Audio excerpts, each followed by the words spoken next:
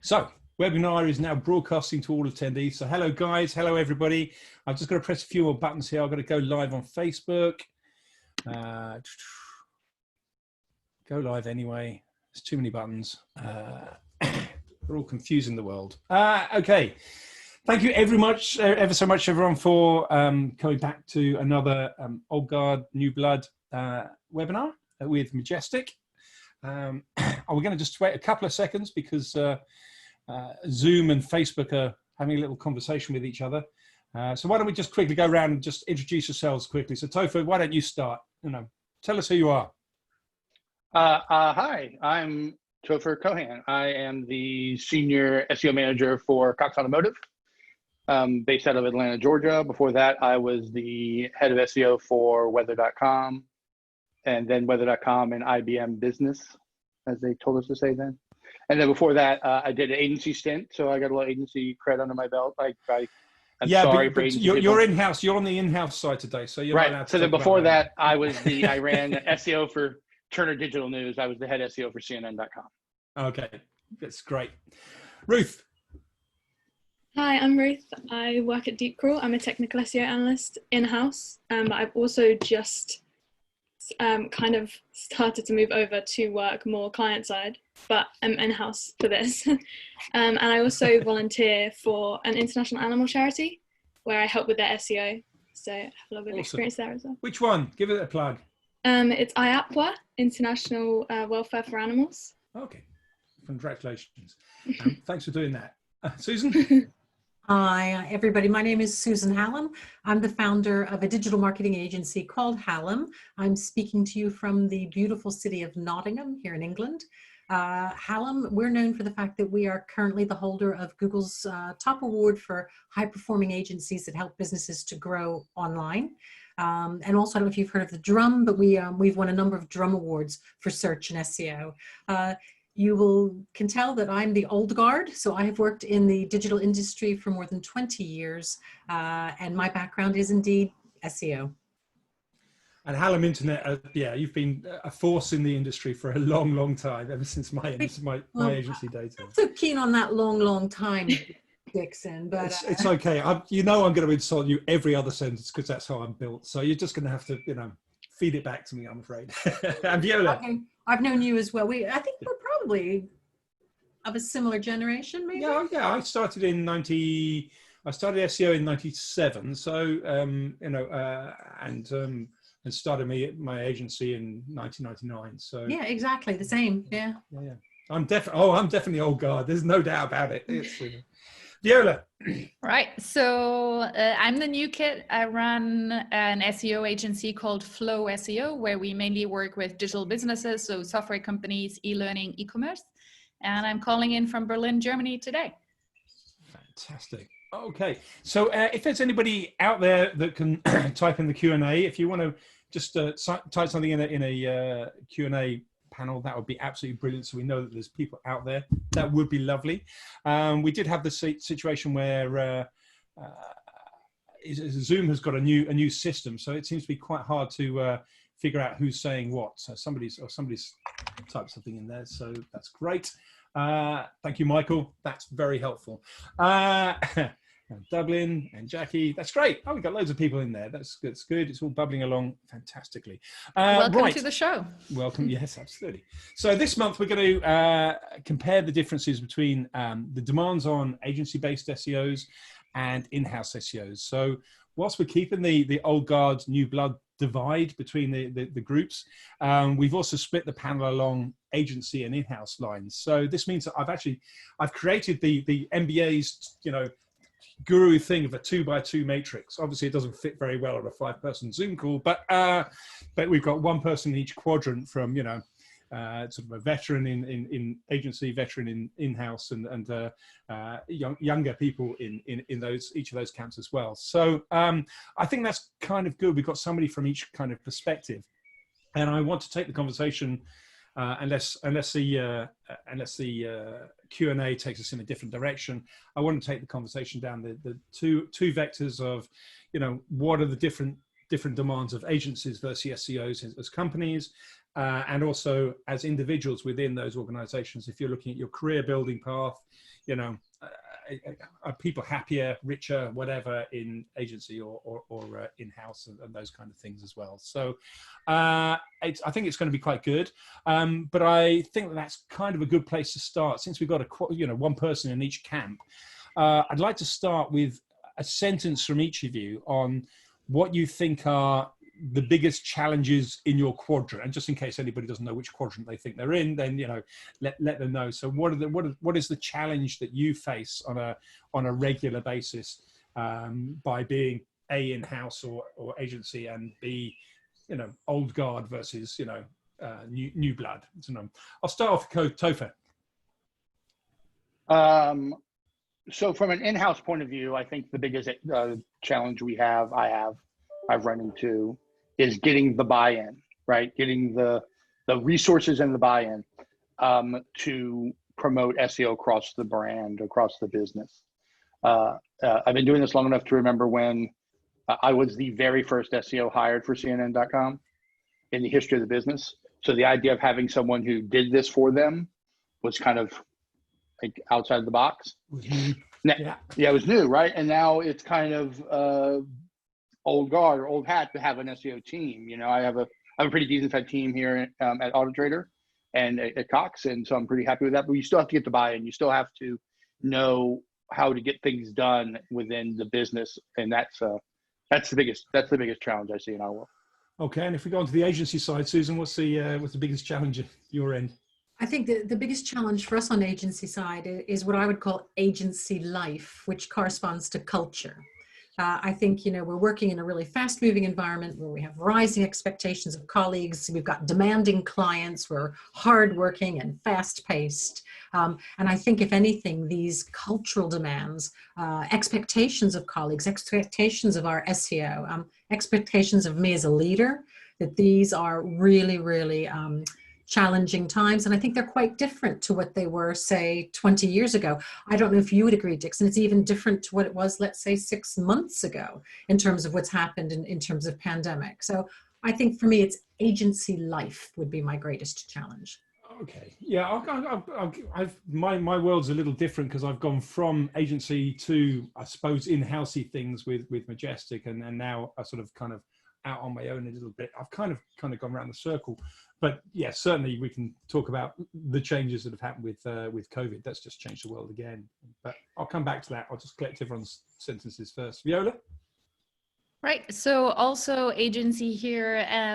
I can relate with what you just said in terms of like distraction, notifications. Today has been one of the days where I think it's like my 7th call or so. And then it's obviously hard to actually get work done because you're constantly being interrupted, etc. So building a calm company, relatively distraction-free, has been one of my goals and purposes in the last year. But actually, I can also relate to the in-house debate of buy-in, in the sense that we are an SEO agency and people come to me when they want SEO. So I don't necessarily have to sell them into the idea of SEO and that it's an important channel.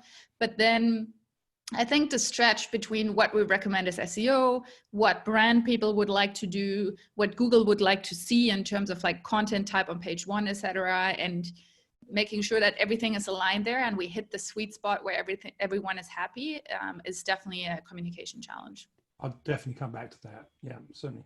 And Ruth, back on the in-house side of things. Yeah, so for me, I think one of the biggest challenges going in-house from agency side was when you come in, especially if it's a small in-house team, you're sometimes, like when you're agency side, you can bounce ideas off each other with people that work in the same industry and with the same clients. But when you're in-house, you can sometimes be a bit lonely, especially if you're in a small team and you don't have the ability to really bounce those ideas off and discuss things. And you kind of have to, again, like argue the case for SEO and make people realize the importance of it in-house, because they're not as, like agency side, everyone agrees the importance of it. Okay, so the challenge for you is that sometimes you're on your own in an organization and your ideas have to carry. Yeah.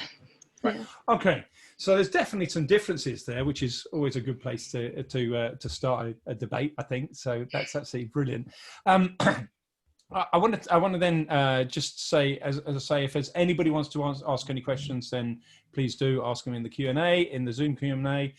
If there's a way to do it on Facebook, I probably haven't got a clue how to figure out how to find that. So if you're looking at it on Facebook, I'm sorry, there's limits to my skill sets, because I'm way on the wrong side of old guard, frankly. You know, we were talking about Instagram. That's too old for me. You know, too young for me. Right. Okay. So, question one then for you guys. What's your personal KPI in your own role, whether you're in-house or agency, when you get up every morning? Is there something that you strive towards, either a target given by somebody else or a target that you've got that you stick to? And then the second question of that is, was that target ever in your job description? So let's kind of go in reverse order, because Ruth, you're most likely to have a job description. Yeah, I don't remember having KPIs in my job description, but it's, I guess, the generic ones of driving traffic to the site, ensuring there's no technical issues on the site. I mean, for me, I work for a SEO tool. Yeah. So we have an audience that are SEOs, and if something goes wrong on the site, they're going to pick up on that straight away. So it's ensuring that there's no technical issues. So your main role in life is getting through the day without any hiccups. Yeah, and also helping, I guess, direct visitors towards the goal of requesting a demo or purchasing the tool. Yeah, so you've got a fairly logical funnel, probably similar to Majestic's kind of funnel of trying to get somebody down the funnel through the system. So yeah, I guess that's kind of a useful thing. And being in-house, it's much more obvious what it is that you're trying to achieve, I suppose. Yeah. What about, I'm sort of going around the other way then. Viola, what about you? KPI? I think one of the main things that I pay attention to is actually client happiness. So I've learned early in the game, I think, that being successful in your SEO, increasing organic traffic and increasing organic rankings, is obviously good to also increase client happiness, but it's not the only factor that this is reliant on. So it becomes a lot more relational, making someone feel happy and seen and, reacting to them, etc. So client happiness for me includes obviously delivering them organic results that we agreed upon, but it more so also includes like an emotional component and the relationship that we are building together. And actually, I just looked at my scorecard. Funnily enough, it's not really on there. So, I mean, kind of like the things that I hold myself accountable to is actually like number of recurring clients, number of projects, number of prospect management, sales calls, proposals, etc. So I would assume the number of recurring clients not dropping tells me that the clients are happy. But now that you asked me, is in our monthly scorecard that we have as a company, it actually didn't. The client happiness is actually not a factor. And I didn't mean to say it as if to say, hey, and I'm challenging you to, but I think this is often the thing. So we wake up in the morning and sometimes our KPIs are not the ones that we've set out or strategically set out. So, Susan, you're on the agency side as well as Viola. So, I'd agree entirely with Viola that, well, the first thing would be to say is that personally, I don't use KPIs. I use something called OKRs, which have to do with objectives and key results. So I think we're kind of transitioning as an agency away from KPIs. I think probably a lot of the people on the call think that our KPIs would have to do with rankings and traffic and those specific results. And of course, that is one component. But in terms of those OKRs, if we look at client satisfaction, what we need to be able to do is to pivot according to whatever the client wants at that moment. Right. So what we're looking at is these kind of measures of satisfaction. So we use something called Net Promoter Score, which is a way that we can then measure that satisfaction. As Viola, I would agree with Viola, we use something called client churn. We do a lot of metrics on what are called account management metrics. In a nutshell, I don't think it's a secret. If you're happy with us, you'll keep buying from us. So do you keep sending more projects our way? But I think my OKRs really aren't necessarily just about the SEO metrics of traffic and rankings. They do have to do with those satisfaction and relationship measures. Same, I think, as Viola. Actually, I want to add like one comment. I think staying with you is obviously a matter of success, but then actually clients recommending you I think it's a massive one as well, as an indicator for how happy they are with your work, and also, you know, how good the return on investment as well as relationship is.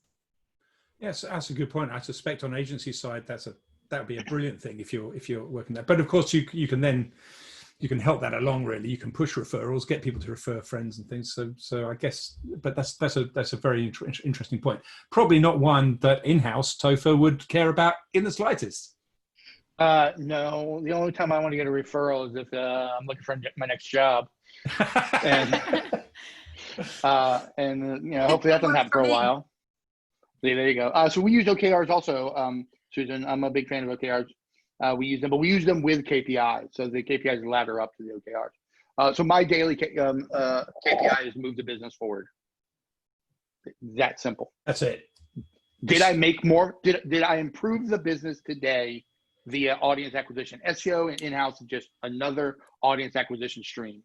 And the moment you can get executives to buy into that it's just an audience acquisition stream. It's no different than paid. It's no different than social. It's no different than Facebook advertising or whatever it is. It's just an audience acquisition stream. And when you get that buy-in, then that's my day. Did I move the business forward? Yes or no? Now there's a bunch of SEO KPIs on top of that with, you know, did we increase click-through rate? Did we increase this value, that value? But it really boils down to, on Wednesday, the 27th of May, when I go to bed tonight, did I move the business forward? Yes or no? And you know, at the end of the day, you've got your own sort of scorecard thing that tells you whether that's... I've been doing this long enough that I have a good judgment call, and we do weekly and monthly actual scorecards. Yeah. I try very hard to not show executives the weekly because as we know, there's so much volatility how things can move in that. But I do that internally. But monthly, yeah. But I know, because I'm doing this for a hot second, that at the end of the day, whether or not as a team we move the business forward today or not. Okay, so there's clearly two different sort of mindsets going on in there, and obviously you would expect there are because you're in, you know, a different space. But it kind of leads me to the next thing of exploiting that divide for the point of debate, if you like, in that Topher and Ruth, there are times where basically the agency side can't survive without the in-house side paying for their services. So I'm going to ask you two really, when do you both go and outsource? I've got a question here from Aidan, by the way. So Aidan, I'll ask you a question in a little bit because it kind of follows on from this. But Topher first. But yeah, when do you hire out and what kind of things? I hire out one of two times. If the team internally isn't big enough to handle the workload, right? That's a really good time. I've worked with lots of digital agency of records across my career. Some really brilliant ones, some ones I wasn't fans of, but ultimately that's the first time I bring them in. The second time I bring them in is that if I'm having a hard time getting the message across, for whatever reason, I don't know why this is. I'm sure there's some really smart person who's written 15 books about this, or at least some really smart white paper that talks about why they'll listen to an outside person opposed to the guy they hired to be their in-house SEO. They will. I worked with a couple of really smart agencies who would say to me, "What do you want me to say?" Okay. Tell me what you want me to say, and then they just paired it. I probably said it in 10 meetings. And then they say in one meeting, like, well, that's brilliant. We should do that. And I'm like, I don't care who gets the credit for it as long as we get the work done. So basically, most of your time is trying to eat humble pie so that the outside people can look good. Okay, that's fair enough. Ruth, do you have a different perspective or the same sort of idea? No, it's the same kind of thing. Yeah, when the team is struggling with resources, but also to have people hear your opinion, which always confuses me because they hire us as in-house SEOs, but sometimes they won't listen to us. The same exact thing comes from someone else and they'll listen to them straight away. So completely agree with that. That's really interesting. When I was agency side many moons ago, I didn't see that at all. Didn't see that at all. I just assumed that, in-house SEOs thought that they didn't want an agency person in there. The other thing I do, which Ruth brought up earlier, is the fact that if I bring in a digital agency, I use them as my sounding board quite often before I go in front of the executive or the C-suite, to make sure that I'm not missing something. right? Yeah. I assume I hired them. I assume they're smart and I trust them. So I'll get on a call and go through, this is my hypothesis. This is what I'm going to recommend we do. They work it through with me. Then I go, great. Then I'll walk in front of the C-suite and pitch the what's next kind of moment. And I use them as that sounding board. That's the other thing that I really use them for. Yeah. Okay. So and the other thing that was interesting on the SEO side is that on the in-house side is that neither of you said, I want it for a very narrow definition, so just for the social media posting tweets or just for the Twitter PPC or whatever it may be. So that's not really a forefront in your mind. You're happy if you need to get resources, you'll get resources. Is that what you're saying? Right. Or did I just miss that? Yeah. Okay. No, I've always hired a separate PPC team. Let me be very clear about this. I can burn through your budget in like 4 seconds flat. So I'll make sure somebody does that. Same thing with social. They're always going to work with me and consult with me, but yeah, that's kind of stuff we outsource also. Okay. So on the agency guys, I mean, are these the things that you sound like you sell to, or are these not the offers that you put forward to people? Susan. I think it's really interesting, Topher, because if we were to look at when we set the agency up 20 years ago, we had SEO people and we had PPC people and we had social media people, and they actually sat at different desks on different islands. Do you know what I mean? So we actually had separate teams, but I think SEO has changed so much now that we look at SEO and you need UX, you need Python scripting, you need all of these skills that you can't really just stuff SEO into a box anymore. We're also finding that the work that we're doing now, when you're looking at really innovative, leading edge type stuff, we're informing our SEO strategy with our PPC learnings as well. We're taking our data, we're creating different kinds of dashboards that we're unifying data from so many different kinds of resources. So I think SEO has really stonking changed. It's forced us to reorganize ourselves, to look at the kind of offerings that we're making. And because it is so many different skills. And then finally, if I could just say, I do think there is this kind of credibility thing that an agency will bring. And I can understand that entirely. And that's because we can drop into the conversation. Oh, by the way, I was over at Google HQ last week. Yeah, I was just having a chat with, I don't know. So I was having a chat with these guys. Or you could say, oh, well, I was speaking at, my colleague Ben spoke at SMX last week and he was sharing his, so agency people, I think, have the luxury that in-house doesn't have to be able to be doing this really high level networking. You're traveling in these circles and it's actually part of our job. We have to do it. So maybe that has something to do, but I wouldn't say we're any smarter than you. I'm not saying that at all. And I agree with Topher entirely that a lot of it is, if you let me know where you want to steer the ship, we can help you, we can back you up on that. Yeah. And I think we do a lot of that. So Viola, I mean, feel free to carry on that conversation as well. But right. I'd just like to add, when you're thinking about it, you're sort of a younger agency than Hallam. So right. So does that mean that if Topher wants resources galore, is that a challenge for you compared to an older, more established agency? Is that, or is that just a case of matching the right pitch to the right customer?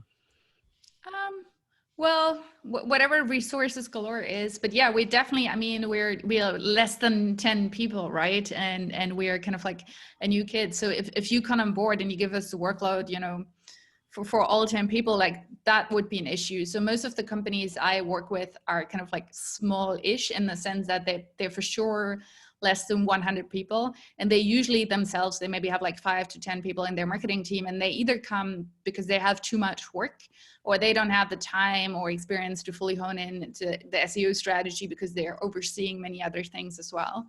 So they don't have a specialism. They don't have a specialism in SEO particularly. So. I think it's twofold. It's exactly what has been said. It's like people like to develop the strategy with someone. I actually also think, at least at the size of companies where I work with the marketing managers or CMOs or VPs, they also want someone to talk about their project, right? So they want someone to mastermind with and, and talk about the things that are going on. So that's a big part.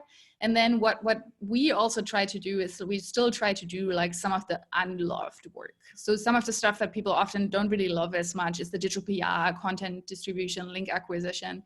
And this is something where often if you only have a marketing team of 5 or 10 people that is doing everything, you don't really want to put 2 people on link acquisition. And this is where we can come in and help them.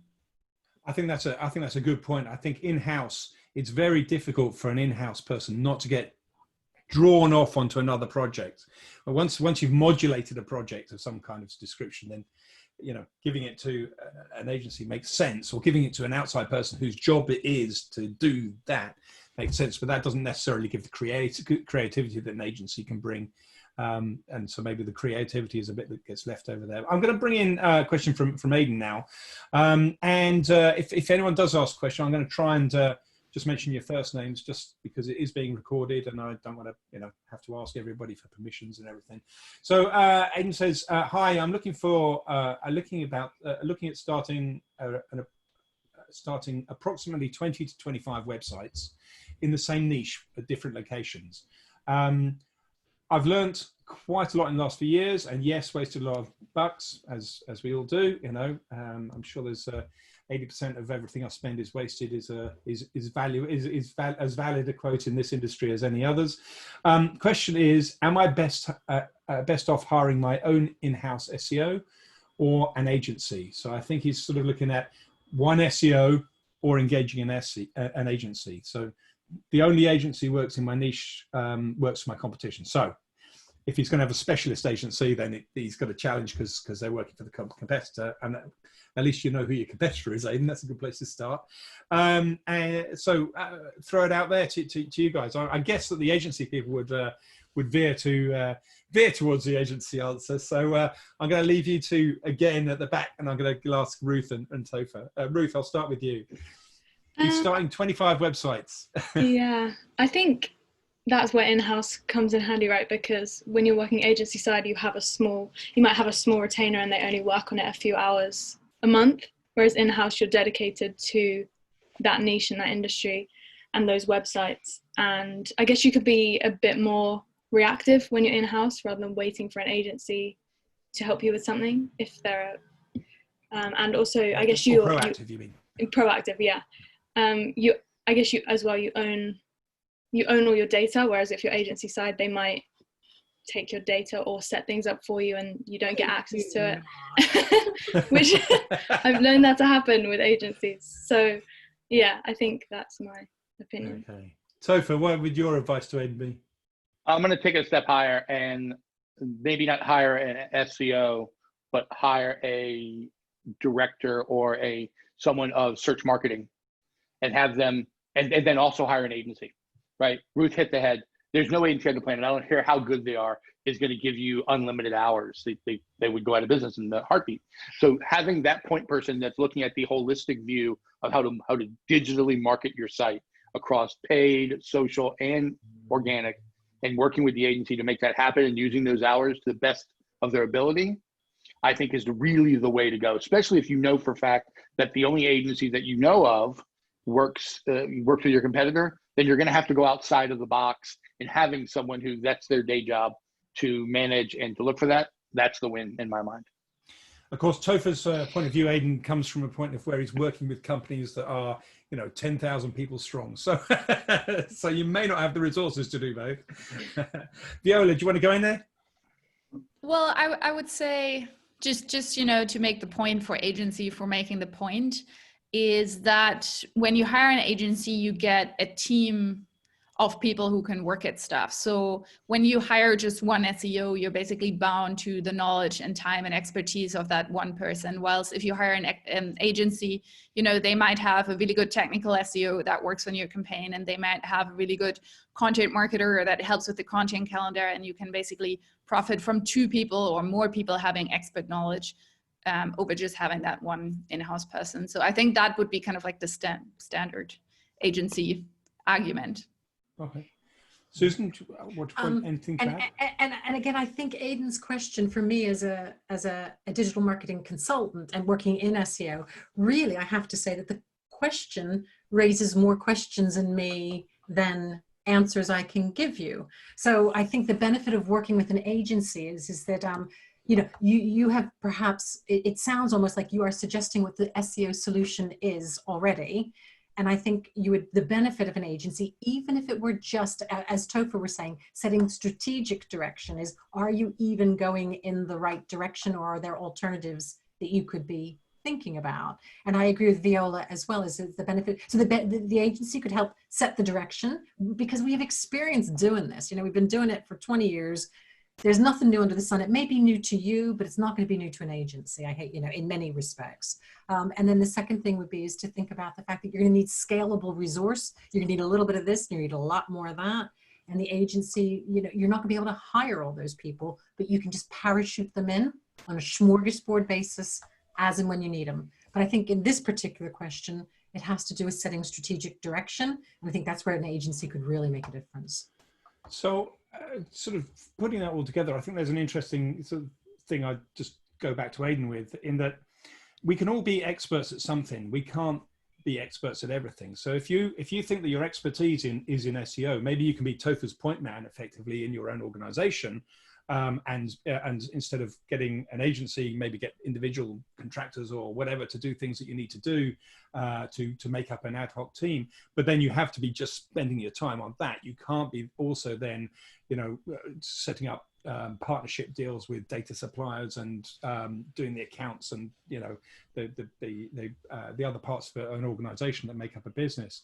So the more that you try and do everything, the smaller ultimately your business is going to be. And I think one of the challenges, certainly for me through life, has been that ability to grow beyond, around about 20 people. And I've come to the view that when I've got an organization up to 20 people, I should just piss off, because I don't scale very well. And so that's what I've generally done, is when the organization gets to a certain size, I step back a little bit and try and do something else, because I know that I try and know everything, and I really don't, and I make it worse at some point as I get up further up there.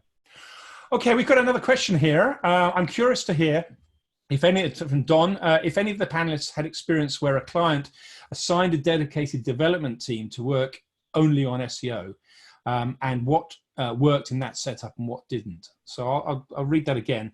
I'm curious to hear if any of the panelists had experience where a client assigned a dedicated development team to work on only SEO, and what worked and what in that setup and what didn't. I don't know if anybody wants to take that one. So I had that set up at Weather. I had a set of dedicated developers who. Okay, so can you explain this, because everyone's looking like we don't quite understand the question. So explain. So opposed to, I assume, how Ruth works and how I work now, is that we have to lobby to get any technical SEO fixes or updates done, like everybody else. Whether it's a UX fix, whether it's so we're in the same pool to get the title tags updated or the H1 tags moved around, or any simple technical staff, or add new schema or whatever, just like the same team that wants to add a new module that tells you how to buy your car from home, right? So we have to show the business value, go in there, pitch it, and deal with it. When I was at Weather, for a long time I was at Weather, I had a dedicated team of 3 developers. I had a lead and two other developers that they just knocked out SEO stuff. They rebuilt how we published XML sitemaps. They added the schema. They updated the AMP templates, one right after another. That's all they did. And it was interesting in the fact that we got a lot of stuff out the door, but ultimately, I don't know if that's the best use of that level of talent, is to have them just dedicated, because I was at the end of each quarter, I was struggling to make sure they were busy, because there was not enough long-term SEO stuff for them to do after the first 3 quarters. Mm-hmm. All the low-hanging fruit was taken off the table, and then it was really about, okay, what's next? So there was a lot of research and a lot of information, and so I would then lend these guys out to other teams. I say guys because I happen to have all guy developers at the time, and they would lend them out to other teams to get their work done, to help other teams out, because I didn't have any physical work for them. Okay. I mean, I think that struggle, because I have a lot of software companies, right? So there's also the difference, like, do the people who work on the product, who work on the software, who work on the app, do they also have to take care of the website? And then it's the same as like, do the website updates compete with kind of a feature update in the app? But I've made the experience, at least now, that most people have like a designated person for the website that then I can work with. And then we just have to prioritize between the things that they are changing because they want to be changing things and the things that I want to be changing. And the all-time favorite, obviously, even still like stuff like web speed, mobile friendliness, and then, you know, the design changes that come with that, etc. So that's, again, it's the same. It's like we have to make a point on why that's valuable and why we all think that will rise the tide for the entire website. Okay, if it's okay with you, Sue and Ruth, I'm going to move on to the next question because I just want to get through a few more questions. I've been criticised in the past for letting one question run the whole this thing, but I wanted to take that other vector of thinking about things rather than from the corporation's point of view, back down to the individual's point of view. So everybody that's watching is going to obviously be, you know, either an employee, some of them will be running their own companies, but let's say that people are employees either within agencies or in-house, and they're, you know, they've got a career to run. So I guess what are the advantages and disadvantages of being an employee, particularly? I know that we've got two people here that are running, founding on the agency sides, but think about it from your employees' sides. And certainly I'm going to start with you, Ruth, because, you know, you are an employee in an organization. What do you think is good about being in-house, and what do you think might be good on the other side of the fence? Yeah, so I'll start agency because I started at an agency, and I think that was a good place for me to start because I had a lot of, it was very fast paced. There was a range of different clients in different industries, and I was able to try out different things. So I tried out content and I tried out link building, and I found my niche in technical. So I had all of that experience, and then I was able to take that in-house and specialize in something. So it let you become a sort of a T-shaped person, as they say in the yeah. Okay. Yeah. Okay. So you're happy with the move, start agency to get the experience in a broad range, and then going in-house. Okay. Yeah. Susan, what do you think on the other side of things? You know, I think a lot of it has to do with your personal disposition and your temperament and what you're looking for in a career. Hallam is an agency. We employ, I think, 52 or 53 people. We're known for paying well. So if you're looking to make good money, you might make more money in an agency than you might make in-house.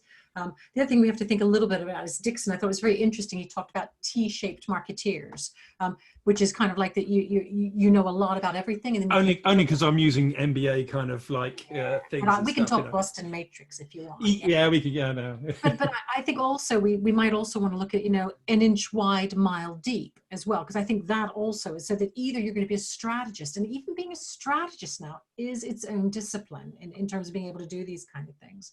So I think in terms of which is better, I personally think that I have loved working in SEO agency side because it fits my disposition. I want the variety, I want the speed, I want to learn new stuff. To be honest, I want the kudos, I want the recognition, I want to speak at conferences, and I think you can get more of that agency side. However, I also know that we have hired people who were brilliant and wonderful and just didn't suit agency life. They don't, that kind of pace, that kind of demand, the fact that you have to turn up every day and be creative on demand. There is no hiding. In an agency, there is no hiding, but you have to thrive on that. Viola or Topher, do you want to add anything in there?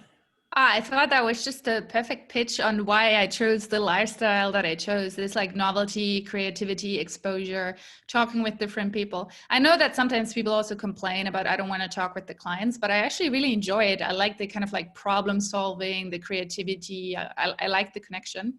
And then even though I have an agency, like maybe one thing to consider for going in-house, if it's a project or a company that is really aligned with what you think will have a positive impact, or a cause that you want to contribute to, or something that you find worthwhile, I think that there's a good reason putting your, you know, all your waking time and your expertise and your creativity towards one company or one organization. If you feel, you know, that this is going to leave a dent in the world in a way that I want a dent in the world to be left.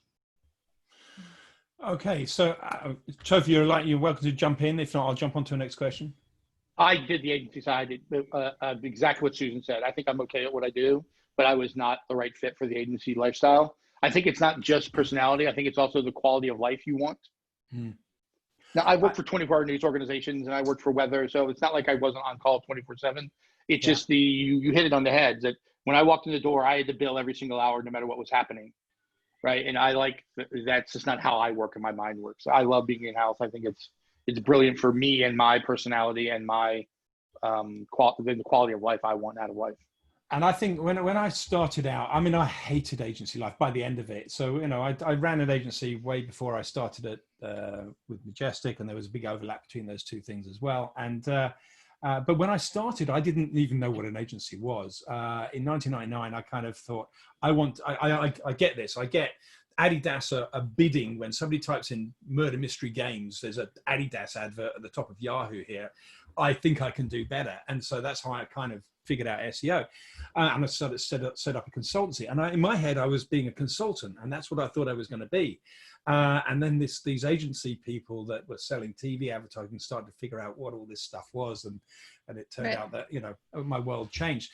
But as that grew, I didn't hate the growth because I didn't like the growth in the agency world because I couldn't get stuck into a website. I couldn't get stuck into a marketing plan and just try and see that whole thing grow. So I actually, I think I thrived much better when I kind of moved sideways on and moved it to effectively in-house myself. But I don't think that's, no disrespect, Dixon, I don't think that's an agency versus in-house issue. That's more like, do you want to be hands-on, loving what you do, or is it the fact that you want to be sitting at a desk managing? I mean, they say, again, agencies are the most fun if you didn't have any customers and you didn't have any staff. Yeah, exactly. So, this is something else to think about is, where do you want to fit within the culture? And again, I'm sure my colleagues at Hallam are going to have loved hearing me say that, but it is hard. I think Viola's mentioned the fact, it isn't always easy dealing with unhappy customers or demanding customers. But that's also in terms of just being part of a large team. So Dixon, does it have more to do with that being part of a big team? No, not really. Except that I'm not necessarily the best people manager in the world. But I would like to really kind of like challenge you on this, because I think maybe because we're drawn to it personality-wise, the novelty, the fast pace, we ended up in an agency. But I also want to challenge the notion that an agency has to be hectic and busy, and that the client who screams the loudest is the one that you intend to. I understand that maybe often this is how it goes, but I would like to challenge that this is the culture you have to create, and that this is the only way to have an agency. So there's a good book called It Doesn't Have to Be Crazy at Work, which I can really, really recommend, which talks a lot about busyness versus deep work, etc. So I think even if you work with clients and have pressure, etc., there's a way to set it up that actually allows for distraction-free deep work. There's a way where you're not constantly, scared of growth, etc. And so I think maybe agency needs like a facelift. Like the way agencies are run, I think it needs to be overhauled for the 21st century in order to have work-life balance. So I don't have my work email and my Slack on my phone for that reason, because I don't want at 8 p.m. I don't want the work email and the Slack, to be on my phone, etc. So I made a very strong point to grow an agency that does not